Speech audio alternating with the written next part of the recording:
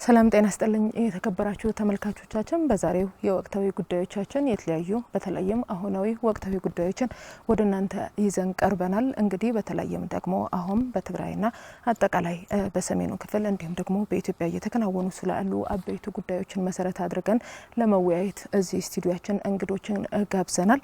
እንግዲህ የተለያዩ ጉዳዮችን አንስተን ሐሳብ አስተያየቶችን ወደናንተ የምናደርስበት ጊዜያችን ነው። ከኛ ጋር አብራችሁን እንድትቆዩ በአክብሮት እንጠይቃለን።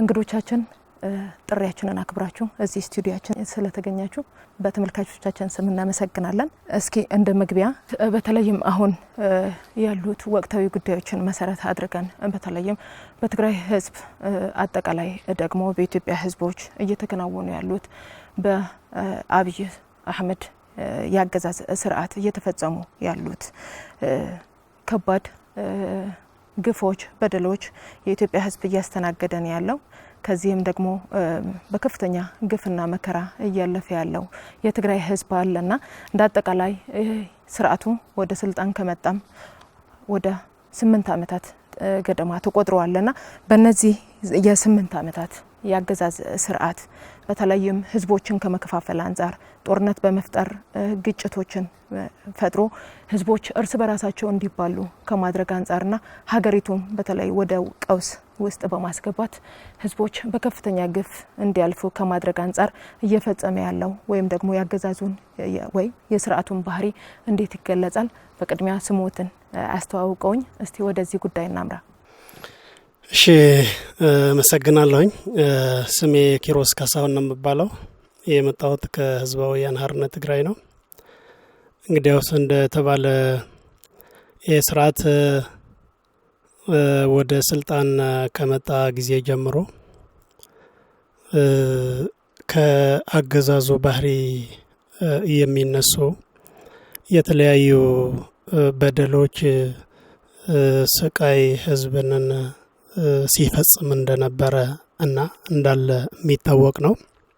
የስርዓት ከግጭት ውጭ ሊኖር የማይችል ባህሪ ይዞ ቀደም ብሎ ከኢህአዴግ ጀምሮ ተገንብቶ የነበረ በሰላም በልማት በዲሞክራሲ የተገነቡ እሴቶችንና ልማቶች የተረጋገጡ የሰላም ዋስትና ተንዶ ህዝቡ ወደ ከባድ አደጋ የከተተበት ተገኝተው የነበሩ የሰላምና የልማት እንዲሁም የዲሞክራሲ በአጠቃላይ ደግሞ የህገ መንግስት ትሩፋቶችን ለማጣጣም የሄደበትን ርቀት ወደ ኋላ በመመለስ ህዝባችን ሊወጣ ወደማይችል አዘቅት እንዲገባ እያደረገ ስርዓት ነው ማለት ይቻላል። እዚህ የተወሰነ መግለጫ ያክል ለመውሰድ በፊት ኢህአዴግ የገነባውን ስርዓት ብናይ ሰላም ብንወስድ ማንኛውም ዜጋ ከተለያዩ የህዝቡን ፍላጎት በመነሳት የትም አካባቢ ሄዶ ሊሰራ የሚችልበትን ሰላም 24 ሰዓት ከአንድ ወደ አንድ ጫፍ የአገሪቱ ጫፍ ሊሄድበት የሚችል ስርዓት ነበረ። አሁን ይሄ የለም። ሌላ ይቅርና ዜጋው ይቅርና ሱራሱ ተወለድክበት የሚለው አብይ አህመድ ራሱ ተወለድኩበት የሚለውን በሻሻ ራሱ በሰላም ደርሶ የሚመጣበትን እድል እንደሌለ ነው የሚያሳየው። ያን ደርሶ ለመምጣት በስንት እዝ ታጅቦ የሚሄድበት ስርዓት ነው ያለው። ልማትም ቢሆን የተለያዩ ልማቶች ነው የነበሩት። አገሪቱ ወደ ተሻለና ወደ መካከለኛ ገቢ እንድትሸጋገር የምትሯራጥበት ጊዜ ነው የነበረው። አሁን ያለ ስርዓት ግን ለንጽጽር የሚቀርብ አይደለም። የልማት ውጤቶች የተከማቹ ሀብት ለጦርነትና ለጦርነት ህዝብን የሚጨፈጨፍበት መሳሪያ የሚሸመትበት የህዝብ ጥያቄዎችን ከመመለስ ይልቅ በአፈሙዝ ብረት በመድፍና በሌሎች በታንክ የሚመለስበት ስርዓት ነው ያለው ማለት ነው። በአጠቃላይ በዲሞክራሲን ብትወስጂ በትግሉ ያገኛቸው ህገ መንግስታዊ ትሩፋቶችም ቢሆን ሲያጣጥም የነበረ ህዝብ ነው። ይህንን ቀርቶ አሁን ስርዓት የማይታወቅበት ህገ መንግስት የማይታወቅበት እንደፈለገ አገዛዙ ፍላጎቱን የፈለገውን የሚያደርግበት አካሄድ ነው ያለው። አሁን ያለ ህገ መንግስት ነው፣ ስርዓት አይሉት፣ ፍልስፍና አይሉት፣ ፖሊሲ አይሉት፣ ስትራቴጂ አይሉት፣ መደመር በሚል ፍልስፍና እንደፈለገ የሚያደርግበት የህዝብን ስቃይ የሚያበዛበት ሰዓትና ጊዜ ነው ያለው። በአጠቃላይ ሲታይ የስርዓት አጠቃላይ የአገሪቱ የኢኮኖሚ፣ የማህበራዊ፣ የፖለቲካዊ ሁኔታና ሌሎች የህዝብ ፍላጎትን ካለማወቅ የተነሳ ወደ ትርምስ አስገብቶ በመበታተን አደጋ ውስጥ የከተታት ስርዓት ነው። ይህንን ስርዓት ህዝብ እንደ ህዝብ ሊያጠፋን እየሄደ ያለ ነው ብዬ ነው የማስበው። ስለዚህ አሁንም ሁሉ የኢትዮጵያ ህዝብ ማድረግ ያለበት ብዬ የማስበው ይህንን ስርዓት እንግዲህ ሳያጠፋህ መቅደም ነው። ቀድመህን ካላጠፋው ቀድመህ ካላስወገድከው በስተቀር ይዞት የሚመጣ አደጋ በጣም ከባድ ነው። ህዝብ እንደ ህዝብ ትልቅ የአደጋ ህልውና የተጋረጠብንን ጊዜ ነው ብለን ነው የምንወስደው።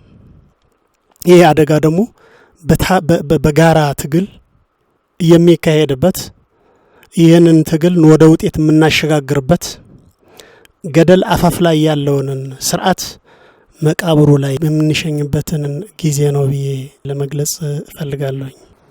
መልካም። እስቲ ወደ እርስዎ ልቀጥልና በተለይም ደግሞ ይህ አገዛዝ ስልጣን ከተቆጣጠረ 8 ዓመታት ውስጥ በትግራይ ህዝብ ላይ የፈጸማቸው አሰቃቂ ግፎች የሚታወሱ ናቸው። አሁንም እየፈጸማቸው ያሉ ተመሳሳይ ድርጊቶች አሉ። ከዚህ ጋር ተያይዞ ደግሞ በተለይ አጎራባች ከሆኑ የትግራይ አካባቢዎች በተለይም ደግሞ የሰሜኑ ክፍል እንዳጠቃላይ እየፈጸመ ያለው አሁን ላይ የፈጸማቸው ያሉ ግፎች አሉና እንደ አንድ የአገው ህዝብ ተወካይም እንደ አንድ የአገው ልጅ ተወካይም እንደ አንድ ከአገው ብሔረሰብ የመጣ አካልም በተለይም የዚህ ስርዓት ባህሪውን እንዴት ነው የሚገለጸው? ባለፉት አመታት ባለፉት እስካሁን ባለው ስርዓት ማለት ነው። አመሰግናለሁ። ስሜ ሙልጌታ ካሴ ይባላለሁ። ከአገው ዴሞክራሲያዊ ንቅናቄ ከአዴን ነው። ባለፉት 8 ዓመታት የአብይ አህመድ አገዛዝ ጥቅል ለመግለጽ በጣም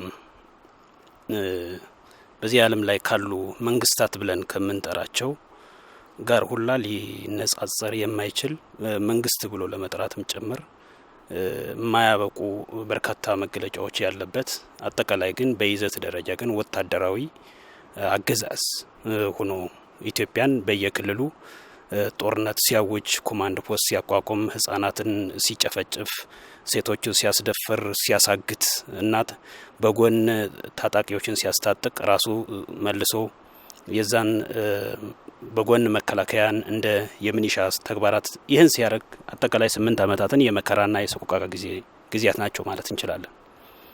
ኢትዮጵያ በታሪክ ከዚህ በፊት ለረጅም ዘመናት 1000 2000 3000 ታሪክ አለን ከምንለው ሁላ በተሻለ መልኩ የብሔር ብሔረሰቦችን ማንነት አክብራ በዜጎች ይሁንታ የተመሰረተች ሀገር በፌዴራላዊ ስርዓት የራሳቸውን ማንነት የራሳቸውን ቋንቋ የሚገልጹበት የራስን ጉዳይ ራስ በራስ የመወሰን መብትን አጎናጽፋ ይህንን ህገ መንግስታዊ ስርዓት ተክላ ፌዴራላዊ መዋቅር ፈጥሮ በክልል መንግስት እና በፌዴራል መንግስት የሚል መንግስታዊ ቅርጽ አስይዛ በኢኮኖሚም ወደፊት የምትራመድ ሀገር ተፈጥራ የነበረች በድንገት አብይ አህመድ የሚባል ፋሽስት በድንገት በሱ እጅ ገፍታ ዛሬ የፖለቲካ ክራይሲስ፣ የኢኮኖሚ ክራይሲስ፣ ማህበራዊ ክራይሲስ፣ ሶሻል አጠቃላይ ቀውስ ውስጥ ነው ያለ ነው ማለት ይቻላል።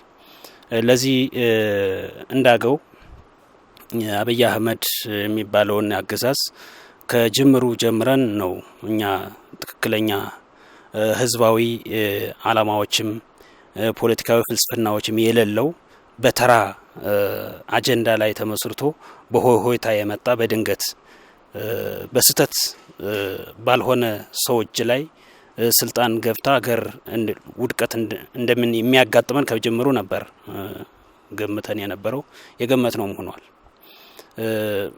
አብይ እንደመጣ የመጀመሪያው ሶማሌ ነበር ጦርነት ያወጀው። ሶማሌ ላይ አብዲ ኢሌን ለመያዝ በሚል ወይም ደግሞ አገር ሊያፈርስ ነው ልዩ ኃይል አደራጅቷል እንዲህ ብሏል በሚል ወከባ ፈጥሮ እዛ ጀመረ። ከዛ በመቀጠል ወደ ትግራይ ነው የጀመረው። በኢትዮጵያ ውስጥ አብይ አህመድ በ8 አመታት ውስጥ ዜጎች ሳይታገቱ ሳይሞቱ ሳይጨፈጭፉ ያደሩበት ቀን አይኖርም፣ በሰላም ያደሩበት ሁሉም። ለዚህም ለየት የሚያደርገው ትግራይ ላይ ጂኖሳይዳዊ ጦርነት አውጆ የራሳቸውን ሀብት ንብረት በባንክ እንዳያወጡ አግዶ ነዳጅ እንዳይገባ ከልክሎ በአገር ጥሮ ለ20-30 አመት ጥሮ ግሮ ያፈሩትን ሀብት ጭምር ወርሶ ከቀያቸው ተፈናቅሎ አርሶ አደሮች ከምዕራብ ትግራይ ከራያ ተፈናቅሎ እርሻቸውን ማረስ ማይችሉበት ማከራየት ማይችሉበት ቤት ንብረታቸው ተወርሶ ይህን ስቃይ ሁሉ ያድርጎ ይሄንም በዙሪያ 360 ዲግሪ ከቦ እርዳታም ጭምር እንዳያገኙ መድኃኒትም እንዳያገኙ ነዳጅም እንዳያገኙ አድርጎ የቻለውን ሁሉ ጂኖሳይድ ፈጽሟል። ከኢትዮጵያ ያሉ ጦርነቶች ለየት የሚያደርገው ትግራይ ጂኖሳይዳዊ ጦርነት ሁሉም አቀፍ መሆኑ ነው። ከዛ ውጭ ግን ኦሮሚያ ክልል ከመጀመሪያ ጀምሮ እስካሁን ድረስ ጦርነት አለ፣ እልቂቱም አለ። የኦሮሞ ህዝብ እየተጨፈጨፈ ነው፣ የአማራ ህዝብ እየተጨፈጨፈ ነው። ነገር ግን ለየት የሚያደርገው ባንክ አልተዘጋም፣ ነዳጅ አልተከለከለም፣ መድኃኒት አልተከለከለም። ብቻ ሊሆን ይችላል ልዩነቱ ከትግራይ ጋር። እንደገና እርዳታ ረጆች እንዳይገቡ ግብረ ሰናዮች እንዳይገቡ ዓለም አቀፍ የሚዲያ ሽፋን እንዳያገኝ የተፈጸመ ሰብአዊ ጥሰቱ ሁሉ እንዳይታወቅ ጥናትም እንዳይደረግ በርካታ ከበባዎችን ማድረጉ ሊሆን ይችላል ለየት የሚያደርገው። ከዛም ደግሞ ተጋሩ በተጋራውነት መቀጠል የለባቸውም። በዚህ በታሪክ መዝገብም ጭምር እናጠፋቸዋለን። የነሱ ሲምቦል የነሱ መመኪያ መገለጫ የሆኑትን በሙሉ እንደመስሳለን። የፖለቲካ ስበታቸውን እንሰብራለን። ፖለቲካዊ ቁመና እንዳይኖራቸው እናደርጋለን ብሎ ፈክረዋል። እንደፈከሩትም ቴክኖሎጂ ታጥቆ የክልል ልዩ ኃይሎችን አሰባስቦ የፊት መከላከያን አድርጎ የራሱ ህዝብ ላይ ፈጽሟል። ዘግናኝ የሚባሉ ግፎች በሙሉ ተፈጽሟል። ያልተነገረ ሊኖር ይችላል እንጂ ያልተፈጸመ ግፍ የለም። ሰው ያደርጋል ተብሎ የማይገመቱ አስነዋሪ ነገሮች በሙሉ ተፈጽሟል። ይህን ያደረገው አብይ አህመድ፣ ይህን እንዲደረግም ያደረገው እሱ ነው። የሱ ፖሊስ ጦርነት ነው። አጠቃላይ ወታደራዊ አገዛዝ ነው ማለት ምንችለው። ለየት የሚያደርገው ከወታደራዊ አገዛዝ ለምሳሌ ደርግ ወታደራዊ አገዛዝ ነበር። ከደርግ ለየት የሚያደርገው ይሄ የሽብርን ባህሪ የአሸባሪነት ባህሪ የሚያሟላ በመሆኑ፣ ሌላኛው ባህሪ የሀገር ክህደት ላይ በሀገር ክህደት የሚጠየቅ መሆኑ፣ አገር የሀገሪቷን ሉዓላዊነት አሳልፎ የሰጠ የሀገሪቷን የዜጎቹን ደህንነት ለሌሎች ለባዕዳን አሳልፎ የሰጠ አደገኛ የሆነ ጸረ ህዝብ ማለት ይቻላል አብይ አህመድ። መልካም እንግዲህ ባለፈው በተለይም ስርዓቱ ወደ ስልጣን ከመጣ በኋላ በትግራይ ህዝብ ላይ ጄኖሳይድ በጀመረበት ወይ በፈጸመበት ጦርነት በከፈተበት ወቅት ቁጥር 1 የሰራው ስራ ቢኖር ከአጎራባች ህዝቦች ጋር የመከፋፈል ሁኔታ ነበረ። በተለይም ደግሞ ከአጎራባች የአፋር ህዝቦች ጋር ከፍተኛ የሆነ መቃቃር ውስጥ እንዲገባ የተለያዩ ጥረቶች የተደረገበት ሁኔታ አለና ከዚህ ጋር ያያይዘ እንግዲህ በተለይም ደግሞ ህዝቦች እንዲቃቃሩ ምክንያቱም አሁን እየሰራችሁት ያላችሁት ህዝብን የማገናኘት ስራዎች አሉና በተለይም ደግሞ ህዝቡ ተቃቅሮ እንዲከፋፈል አንድነቱ ወንድማዊነቱ ታሪኩ ባህሉ እንዳያጸና ያደረገበትን ወይም ደግሞ ግንኙነትን የመበጠስ ሂደቱ እንዴት ትገልጸዋለህ? በጣም አመሰግናለሁ። ያው ታጋይ ኢብራሂም አሊ ኢብራሂም ይባላሉ። ከአፋር ዲሞክራሲያዊ ፓርቲ ነኝ የመጣሁት። ያው የብልጽግና ስርዓት ባለፈው 8 አመታት መጀመሪያ ያደረገው ህገ መንግስቱን መጣስ ነው። አንድ መንግስት ህገ መንግስቱን ከጣሰ ከዛ በኋላ የሚመጣ ችግር ሁሉም ሰው ያውቀዋል። እንደ አፋር ሳየው አብይ አህመድ ማለት ያለ ጦርነት የማይኖር ያለ ደም መፋሰስ የማይኖር ህዝቦች ከህዝቦች ጋር በማጋጨት የሚኖር የኢትዮጵያ ህዝብን ከሌላ የኢትዮጵያ ህዝብ ጋር እያጣላ ስልጣኑን ለማራዘም የሚራራጥ መንግስት ነው ማለት እንችላለን። መጀመሪያ ባለፉት 27 ዓመታት ከ8 ዓመት በፊት የነበረውን በማጥላሸሽ ኢህአዴግ የሰራውን ስራዎች በህዝቡ እንዳይወደው በማድረግ ህዝቡ በሰላም ሲሎን የነበረው ህዝብ ይሄ ወዳጅ አይደለም ትግራይ ነው የወድጋ ትግራይ ነው ወደ ኋላ የቀረ እያለ ህዝብና በህዝብ መካከል ጦርነት እንዲከፈት በመቀስቀስ ብዙ ስራ ተሰርቷል። በተለይ የምናስተውሰው የኢትዮጵያ 9 ክልሎችና የመከላከያ ሰራዊት እንዲሁም የተለያዩ ድጋፍ ሰጪ አካላትን በማስተባበር በትግራይ ላይ የተፈጸመው ጄኖሳይድ ለታሪክ የሚረሳ አይደለም። ነገር ግን በዛን ሰዓት እኔም ሁሉ ጊዜ የምናገረው ነው የኢትዮጵያ ልሂቃን የኢትዮጵያ ህዝቦች በትግራይ ላይ እየደረሰ ያለው ግፍ ትክክል አይደለም ብሎ ቢቃወሙ ኖሮ አሁን በአማራ ላይ እየደረሰ ያለው አሁን በአፋር ላይ እየደረሰ ያለው አሁን በኦሮሞ ላይ እየደረሰ ያለው ግፍ አይደርስም ነበር የሚል እምነት አለኝ። በእኔ እምነት በፓርቲያችንም እምነት ማለት ነው። ኢትዮጵያ ማለት ከዚህ በፊት በዲፕሎማሲ በዓለም ደረጃ እንኳን ብናየው የዲፕሎማሲ ማማ የነበረች ሀገር አሁን ሁሉም ጎረቤቶቿ የሚጠይፉባት ሀገር ሆናለች። ኢትዮጵያ ማለት በልማት ኢትዮጵያን አፍሪካን ታይገርስ ስትባል የነበረችው አሁን በልማት ወደ ኋላ የቀረች በአሻንጉሊቶችና ለጦር መሳሪያ ግዢ ባጀቷ የምታውል ህዝቦቿ በረሃብ የምትገድል አገር ሆናለች። ይሄ ሁሉ የብልጽግና ስራ ነው ማለት እንችላለን። ስለዚህ ብልጽግና ማለት አንደኛ ያፈረሰው ህገ መንግስቱ ነው ብያሉ። ያ ማለት ምን ማለት ነው? ራስህን በራስህ የማስተዳደር መብት ጥሰዋል። የትግራይ ጦርነት መነሻም ሌሎች ሰዎችና አንዳንድ አፈቀላጤዎች የብልጽግና አፈቀላጤዎች የሚሉት ሳይሆን እኔ ራሴን በራሴን አስተዳድራሉ የሚለው የትግራይ ህዝብና አይ አንተማ ራስህን አታስተዳድርም እኔ ያልኩትን ነው የምትሆነው ብሎ የተነሳ ብልጽግና መካከል የተደረገ ጦርነት ነበር። ስለዚህ መጀመሪያ የተጣሰው በብልጽግና ራስህን በራስህ የማስተዳደር መብት ተጥሷል። ያ ማለት ምን ማለት ነው? ራስህ በራስህ ማታስተዳድር ከሆነ ቀጥታ ወደ አሃዳዊ ስርዓት ወደ ፕሬዝዳንታዊ ስርዓት አሁን የምክክር ኮሚሽን ብሎ እንዳስቀመጠው ወደ ፕሬዝዳንታዊ ስርዓት ነው የምትመለሰው ማለት ነው። ስለዚህ አሁን የኢትዮጵያ ህዝብ በሰላም ወጥቶ በሰላም የማይመለስባት ልማት የሚባል ሳይሆን ስንት መድፍ አለ፣ ስንት ሚሳይል አለ፣ ስንት ሮኬት አለ፣ ስንት ታንክ አለ፣ ስንት አየር አለን፣ ስንት ድሮን አለን ነው። የኢትዮጵያ ህዝብ ግን በተለይ የትግራይ ህዝብ በረሃብ እያለቀ ነው። ተፈናቃዮች በዳስ በጅብ እየተበሉ እየተሰቃዩ ይገኛሉ። ይሄ ሁሉ የ8 ዓመቱ የብልጽግና ስራ ነው። ስለዚህ አብይ ማለትና ብልጽግና ማለት በኢትዮጵያ ውስጥ ህዝቦችን ለዘላለም እየተቋሰሉና እየተገዳደሉ ኢትዮጵያ የደም ጎርፍ እንድትሆን የሚጥርና በስልጣኑ ለመቆየት የማይፈለቀለው ድንጋይ የለም። 1 ሚሊዮን ህዝብ አይደለም የኢትዮጵያ ህዝብ ግማሹ ቢያልቅ ለብልጽግና ደንታቸው አይደለም። ስለዚህ ቅድም የቲፒኤልኤፍ ጓዴ እንደተናገረው ይሄ ስርዓት ሳይፈርስ ብዙ ጊዜ እኔ እንዲያም ቲፒኤልኤፍ አሁን በቅርብ ጊዜ ያደረገው ጉባኤዎችና በህዝቡ ላይ ያደረገው እንትና በጣም ደስ ብሎኛል። ዘግይተዋል። እንዲያም ብዙ ጊዜ ሰላም ይባላል። ሰላም ምን ማለት? ሰላም የምትፈልገው እኮ ሰላም የሚፈልግ መንግስት ሲኖር ነው። ሰላም አይፈልግም ይሄ መንግስት። ሰላም ቢፈልግ ኑሮማ የትግራይ ተፈናቃዮች አሁን በዳስ አይቆዩም ነበር። ስለዚህ ይሄ ስርዓት ሳይፈርስ የኢትዮጵያ ህዝብም የአፋር ህዝብም የትግራይ ህዝብም የአገው ህዝብም የአማራ ህዝብም ሰላም አያገኝም።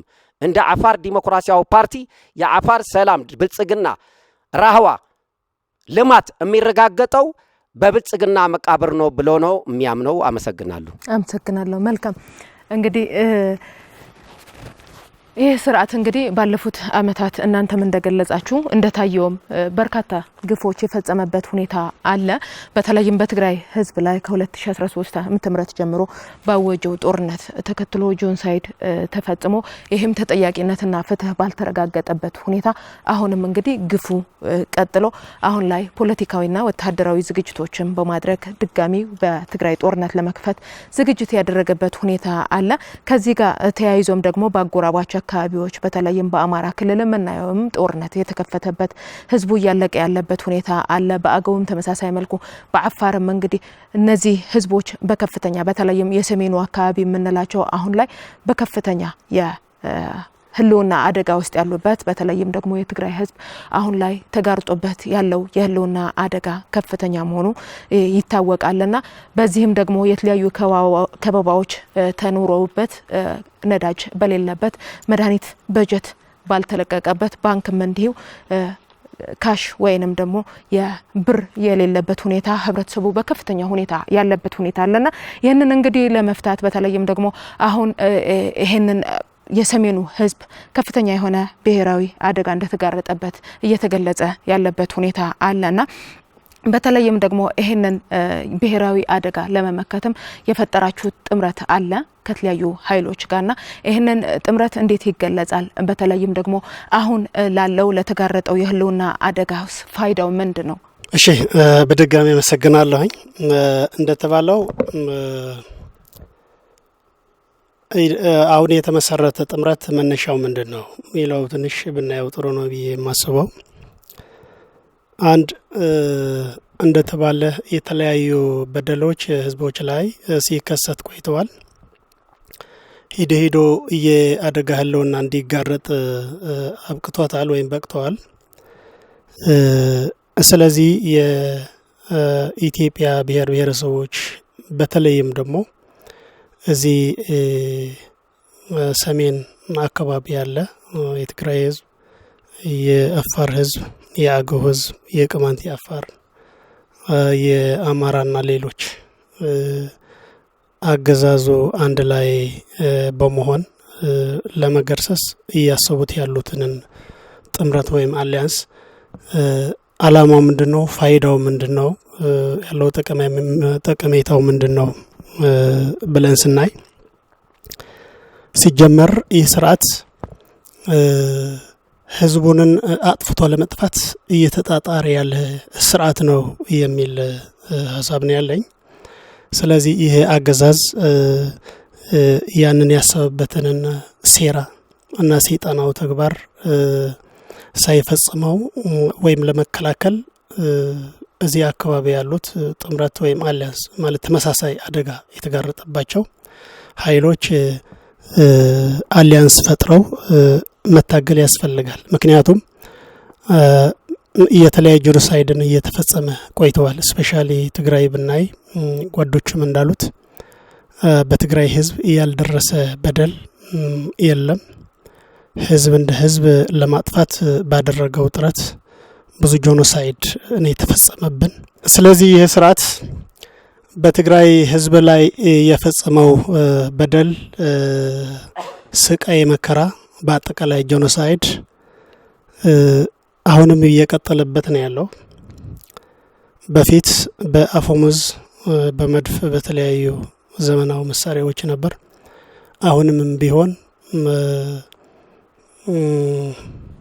ህዝባችን ከበባ ውስጥ በማስገባት መድኃኒት እንዳያገኝ፣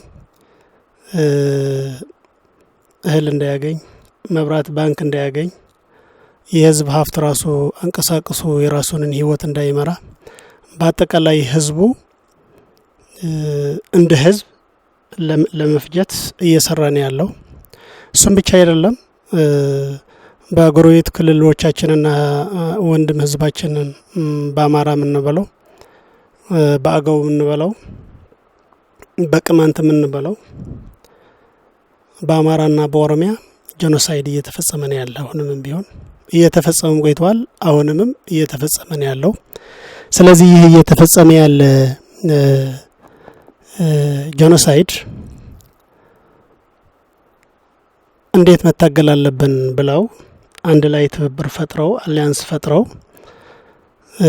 መነሳታቸው አማራጭ የሌለው ምርጫ ነው የሚል ሀሳብ ነው ያለኝ። ምክንያቱም ይሄ ስርዓት አጥፍቶ ለመጥፋት እየተጣጣረ ያለ ኃይል ነው ብለናል። ስለዚህ ያለን አማራጭ ተመሳሳይ አደጋ አለን፣ የህልውና አደጋ አለን። ስለዚህ ይሄ ተመሳሳይ አደጋ ለመከላከል ይሄ ስርዓት መቅበር አለብን ብለን የተነሳ ነው። ስለዚህ ለመቅበር የጋራ ትብብር ያስፈልጋል፣ ጥምረት ያስፈልጋል። እዚህ ላይ ተመሰረተ ስርዓቱን መሸኘት ያስፈልጋል ማለት ነው። ስለዚህ እስካሁን የተሰሩ ስራዎች ጥሩ ናቸው፣ መተማመኑም ጥሩ ናቸው። ወደፊትምም በጋራ ሆነን ህዝብ እንደ ህዝብ የምንድንበት ይሄ ስርዓት ግን የምናስወግድበት ሁኔታ መኖር አለበት። ይሄ ስንል እርግጠኞች ሆነን ነው። ለምንድን ነው ይሄ ጸረ ህዝብ ስርዓቶች ሲወገዱ የታወቀ ነው። ህዝብን መሰረት ያደረገ ትግል ደግሞ እንደሚሳካ ምንም ጥርጥር የለውም።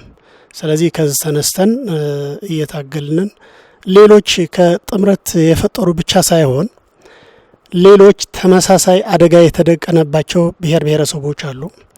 እነሱምም የዚህ ፈለግ ተከትለው ይህ ስርዓትን በማስወገድ ሂደት ላይ የራሳቸው ድርሻና ጠጠር ሊጥሉ ይገባል የሚል ሀሳብ አለኝ። መልካም እንግዲህ ምናልባት ይሄንን ጥምረት በተለይም አሁን ካለበት ሁኔታ የአገው ህዝብ እንዲሁም አጠቃላይ የአማራ ህዝብና ሌሎች ህዝቦች ነጻ ከማውጣት አንጻር ያለው ፋይዳ ወይንም ጠቀሜታ አጠራርገን ብናነሳው እሱ ነው።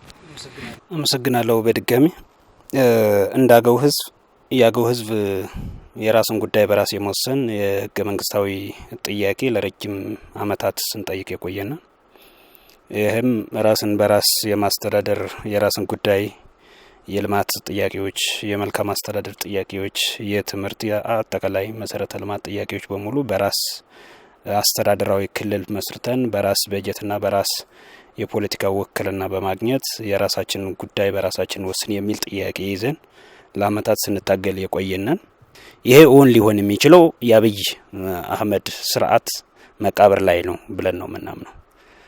የፖለቲካ ጥያቄ ሊመልስ አይችልም። አብይ አህመድ ማለት የህዝቦች የፖለቲካ ውክልና ጥያቄ ሊመልስ የማይችል የራሱን ጉዳይ በራስ የመወሰን የሚለው አጠቃላይ ህገ መንግስታዊ መብቶችን ሊያስተናግድ የማይችል መንግስት መሆኑ ነው። ጥቅል አጠቃላይ ቶታሊ ህገ መንግስቱንም የማይቀበል የማያከብረው ከመሆኑ የኛ ጥያቄ ስለዚህ ከአብይ አህመድ መቃብር ላይ ከስርዓቱ ውድቀት ላይ ነው። ከዛ ማግስት ነው ያገው የራስን ጉዳይ የራስ ክልል መመስረት የሚቻለው የሚል እንደ አገው አቋማችን ይሄ ነው። ከዛ ከቀጠልነ እንግዲህ እንዴት መታገል አለብን ስንል እንግዲህ ከመጀመሪያ ጀምሮ እኛ በትግራይ ጂኖሳይዳዊ ጦርነት ላይ ነው አብረን ትግል የገባ ነው። ይህን ስንገባ ስንቃወም የነበረው ምንድነው የፖለቲካ ልዩነትን በጉልበት መፍታት አይገባም። እሱም ብቻ አይደለም፣ በማንነት መሰረት ያደረገ ዘርን መሰረት ያደረገ ጦርነት ተገቢ አይደለም የሚል እንደ ኢትዮጵያ እንደ ሀገርም ስለሚመለከተንም ነው። ሌሎች አሁን በዚህ አጋጣሚ ይሄን የሚያዩ የህወሓት ተላላኪ የሌላ እንደዚህ ተለጣፊ ምናምን ሊሉ ይችላሉ። እኛ የትግራይ ጉዳይ ይመለከተናል እንደ ሀገር ማለት እንደ ክልል ሲሆን የትግራይ ፖለቲካ የትግራይ ስርዓት የራስ አስተዳደር ስለሆነ በራስ ሊወስን እንደ ሀገር ግን ይመለከተናል። ትግራይ ላይ የሚፈጸመው ግፍ አይገባም ነው ብለን ማውገዝ ይገባናል። እንደ ሀገር አብረን መታገል ይመለከተናል። አፋር ላይ የሚደረገውን በተመሳሳይ ይመለከተናል። ኦሮሚያ ላይ አማራ ላይ የሚካሄደውም ሌሎች ክልሎች ላይ የሚፈጸመው ግፍ ነው ብለን ከዛ ህዝቦች ጋር ከተበዳይ ህዝብ ጋር አብሮ መታገል እንደ ኢትዮጵያዊ የዜግነት ግዴታ ነው ብለን ነው ምናምነው። ከዚህ አኳያም አብረን ስንታገል የነበረው የራሳችን ፖለቲካዊም ወታደራዊም አደረጃጀት አለን። ስለዚህ ይህንን ስርዓት ለመጣል የአብይን የወታደራዊ አገዛዝ የግጭት ጠማቂና የጂኖሳይዳዊ ጦርነት የዜጎችን ሰላምና ማህበራዊ እረፍት በመንሳት ስልጣን ለማራዘም የሚሄደውን ደም ማፋሳሽ ጦርነት እያወጀ በየአመቱ የሚቀጥለውን ይህን ለማስቆም ማሳጠር እድሜውን ማሳጠር ያስፈልጋል ብለን እናምናለን። ይህንም ጥምረት ቀደም ብሎ መፈጠር እንዳለበት እንፈልግ ነበር። እንደ በፍላጎት ደረጃኛ እንደኛ እንደ አገው በርከት ብሎ ቢቻል ወደ በግንባር ደረጃ መታገል የሚችል ከዚህ በፊት እንደተደረገው። ምክንያቱም እኛ እንደ አገው ፖለቲከኞች እንደ አገው ማህበረሰብ ኢትዮጵያ የምንፈልገው ኢትዮጵያ ስርዓት እንደ ሀገር ብሔራዊ ህልውናው እንድትቀጥል ከሆነ ፌዴራላዊ ስርዓት ወይም ደግሞ የብሔር ብሔረሰቦችን ማንነት የምታከብር ሀገር ነው። የዜጎችን ይሁንታ መከባበር ላይ የተመሰረተች ሀገር ብቻ ነው። አንዱ ላይ ጭኖ አንዱ ባንዱ ላይ ተረኛ የሆነ አንዱ ላይ እየተጫነ የሚቀጥልባት እድል አይኖርም። ስለዚህ የኢትዮጵያ መሆን የሚችለው ደግሞ በጋራ ነው። በጋራ ማይሆንም ከሆነም በጋራ መምከር ነው። ስለዚህ እንዲህ አይነት ፈተና የገጠመን በጋራ መታገል አለብን የሚል እምነት አለን። በትግራይ በኩል የነበረው፣ በአፋር በኩል የነበረው፣ በአገው በኩል የነበረው፣ በቅማንት እነዚህ ጥሩ ጅምሮች ነበሩ። ይሄ ማደግ አለበት። ሌሎችም ጋር ነው፣ ከአማራም ጋር አሁን ሌሎችም ጋር አጎራባች ጭምር ከኢትዮጵያ ክልሎችም ብቻም ሳይሆን አጎረቤት የሆኑ ሀገራትም ጭምር መተባበር ያስፈልጋል። እንዲህ አይነት ወታደራዊ ጂኖሳይዳል ጨፍጫፊ መንግስት ለመጣል የትኛውንም አማራጭ የትኛውንም ትብብር ያስፈልጋል ነው።